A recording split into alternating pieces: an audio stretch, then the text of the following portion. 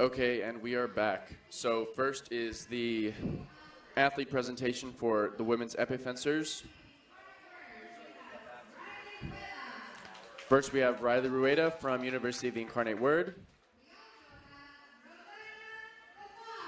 And Rodaina of University also from University of the Incarnate Word.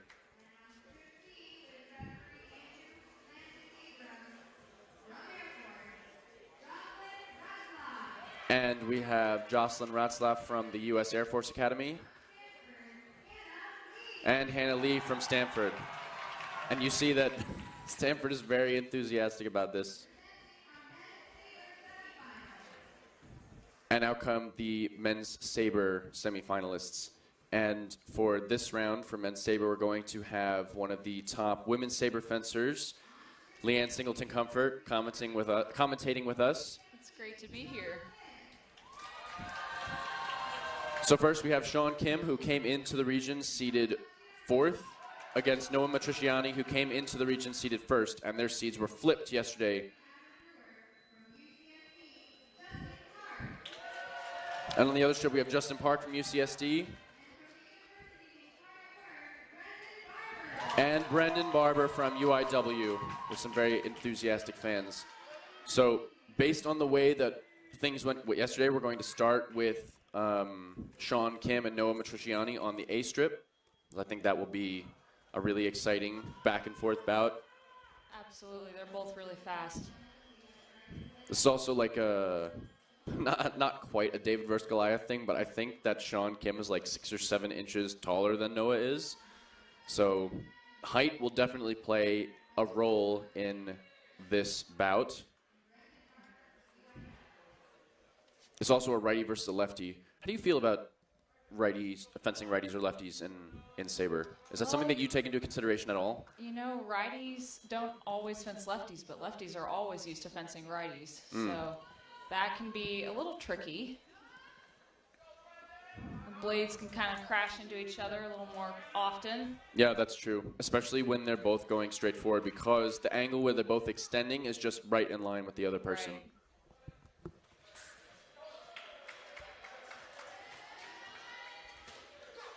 Oh! I thought he landed dead too. Everyone did. I guess he hit just off target. So this is something you don't see very often, but good call. So Noah gets a yellow card for stopping the touch unnecessarily.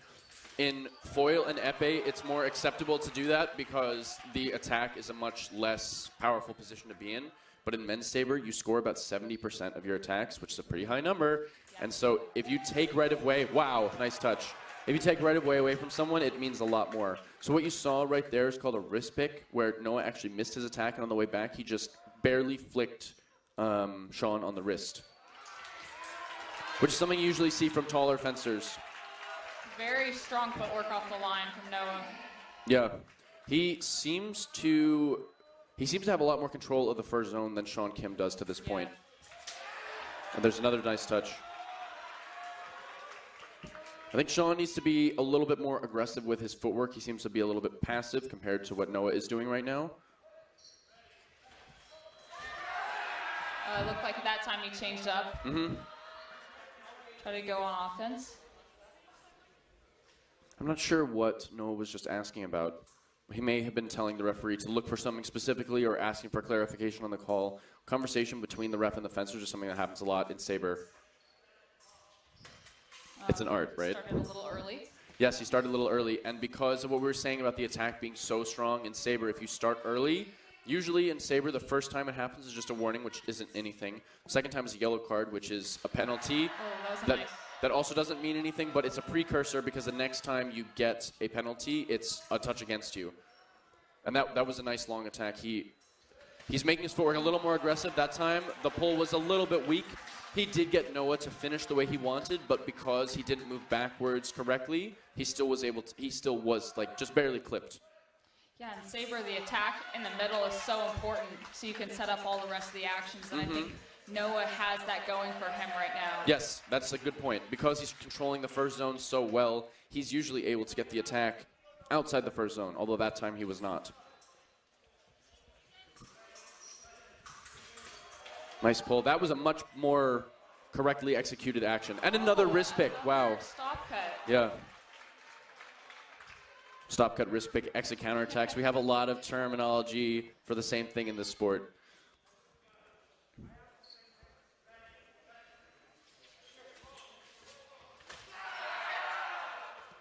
They both go in, they both go out, they both go in, they both go out. And so nobody has right of way there. Despite the fact that this is a 6-3 lead, which is a 2-1 advantage, the bout is actually closer than it looks. Okay, so a little less like a traditional parry. It was kind of a sweep parry 5. Yeah. To cover head. Yeah, that was interesting. Noah was asking the referee if he hit on the guard, and the referee says he did not. So that brings it a little bit closer. Something that I don't like that Shawn is doing right now is he's giving up the reprise action a little bit too easily. I think that's happened at least twice, maybe 3 times. Oh, yeah. And Noah has a very strong attack, so doing that is a very low percentage way to score touches. Yeah, so the first one there, Noah's attack is on the guard. Mm-hmm. I still think the execution from Shawn is a little bit lacking. I'd like to see him moving his feet a little bit better. Yes. That was a nice parry. A little more aggressiveness and a little more initiative going forward, I think, will help. So we're going to switch over to the B strip, where Justin Park is leading 8-4 over Brendan Barber.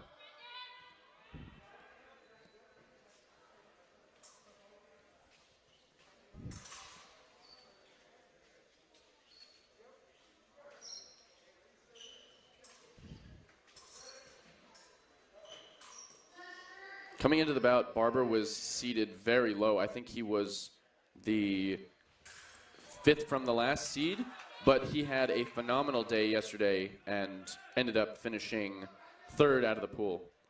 And so we'll see if he is fencing similarly well today. That's another touch where he had the right idea set up, but the execution wasn't correct. And in Sabre, because it's so easy for the attacker to actually hit, you have to have your execution be on point all the time. Yeah, absolutely, and that indecisiveness will really catch you. Yes, it will. If you're not ready. So Barber's on the attack. He misses. And a little bit impatient on defense there. This has been very one-sided, this half of the bout that we've been seeing.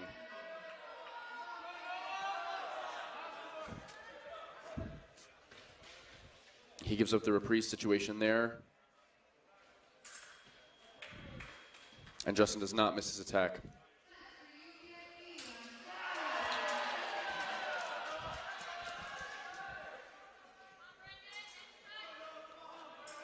So let's see if Barber can do something here to change and adjust to what Justin is doing to him.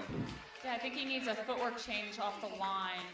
I think it's 2 things. 1, he needs to be a little more aggressive with his footwork, like you just said. And then 2, I think that he needs to stop giving up that reprise situation so quickly. Yes, I agree. I think looks like Justin has slowed down on that first step off the line, which is giving him just a little more time to see Brandon pull and lose that right of way. And Brendan's, a possible response from him could be to slow down a little. Oh. Wow. All right, so he just went for a ridiculously swag move. That would have been soul-crushing had it landed, but it did not. So just kind of makes him look a little bit awkward. And sometimes going for stuff like that can be a little risky because if you miss it, suddenly your opponent is like very annoyed that you went for something like that. So Brandon went first there, but it landed on the guard. Yep. Anticipating that, Justin went for a parry for that specific position and was able to execute it correctly and get a point. Oh, another swag move. A parry, counter parry, repost from Justin. Yeah, that was a counter 6 or 7, which you don't see very often in Sabre. And we're going to go back to the A strip quickly. So Justin did end with the swag move that he wanted before.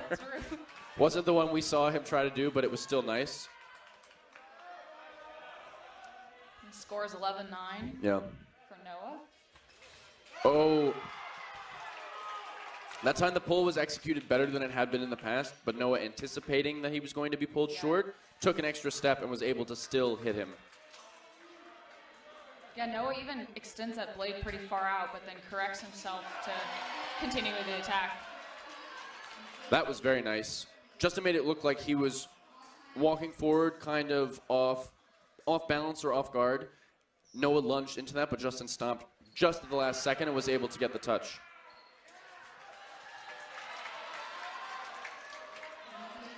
I think the mask clip has disappeared, just like we saw in an earlier bout, and right now they're trying to find it. Found it. It actually ended up in the stands. And so you see this fencer, whose name I'm not exactly sure of, actually clipping the mask clip back on. So a little crowd involvement there, an audience participation, if you will. And again, he gives up the reprise situation and gets hit.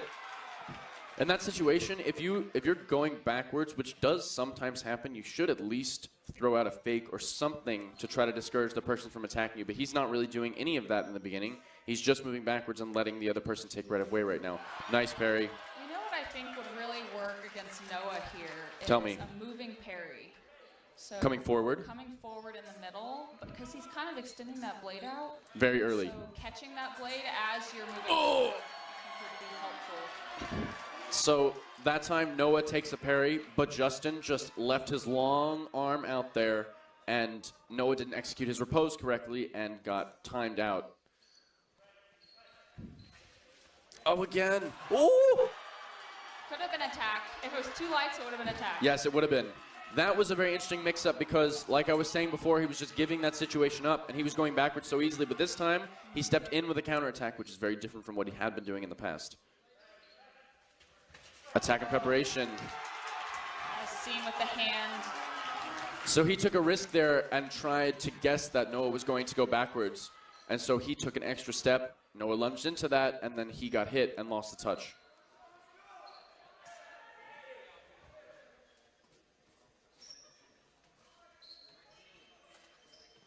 Looks like he wants to switch out his blade. Yes, this is probably a tactical switch. Just to give yourself a second to think. And look, he's talking to his coach right now.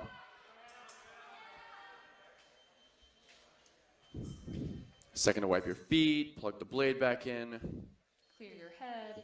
Give himself a second to think about what he wants to do now. And again, at 14-14, this is not win by 2. This is one touch sudden death.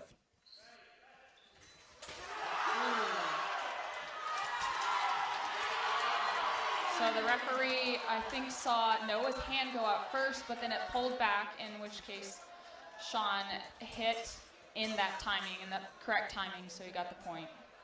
It was a good touch. It was a good touch. All right, so we're going to go over to the C strip, which has a U.S. Air Force Academy fencer, the school that Leanne is from. She's currently leading 12-9. Oh, that was actually a bad choice because the time is completely expired on this period.